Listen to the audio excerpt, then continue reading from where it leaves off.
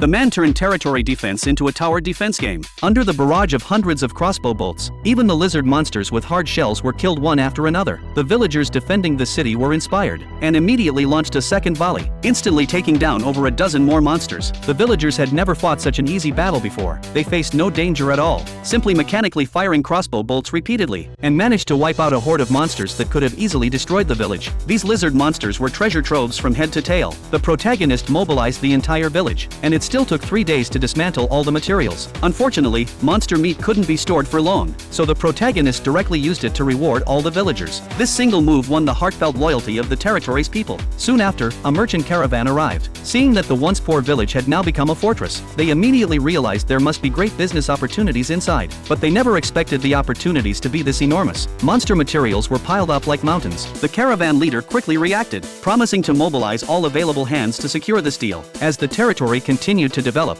it would inevitably attract more settlers in the future. At the very least, it needed to be planned to accommodate 10,000 people. The protagonist had long been prepared for this. He planned to build a new type of fortress centered around the original territory, complete with matching diamond-shaped bastions. This way, no matter where the enemy attacked from, they would face crossfire from at least 3 firing points. Not long after, Alti, the daughter of the neighboring earl, and Viscountess Panamera, who was escorting her, arrived at the protagonist's territory. They came this time to propose a marriage alliance with the protagonist. The earl didn't know the protagonist had been exiled here. He thought it was a signal that the marquis was preparing to attack him. After all, transforming a small village into a fortress-level settlement in such a short time left no other explanation besides using it as a military stronghold. Thus, the earl had no choice but to send his daughter to seek peace. The protagonist repeatedly explained that he was only developing his territory and had no intention of attacking anyone, but Panamera simply wouldn't believe him. Left with no choice, the protagonist decided to demonstrate personally. He ordered the steward to create a tall earthen wall, and with the reinforcement of his production-type magic, a sturdy city wall instantly materialized. It was then that Alti realized the protagonist, like her, had awakened a magic type outside the 4 major elements. While she was still complaining about being abandoned by her family, the protagonist had built his own domain using what was widely regarded as useless production magic. Panamera had originally intended to sabotage the marriage arrangement, but now she changed her mind. She believed the protagonist could undoubtedly provide Alti with a stable life. Though Alti had developed some affection for the protagonist, she still wanted to spend more time getting to know him before deciding. The protagonist wasn't too concerned. It just meant building one more house and having 2 more mouths to feed. Alti tentatively asked the protagonist about his views on puppet magic. To her surprise, something her parents despised piqued his interest significantly. This inadvertently opened the door to Alti's heart, and she grew increasingly excited about spending more time with the protagonist.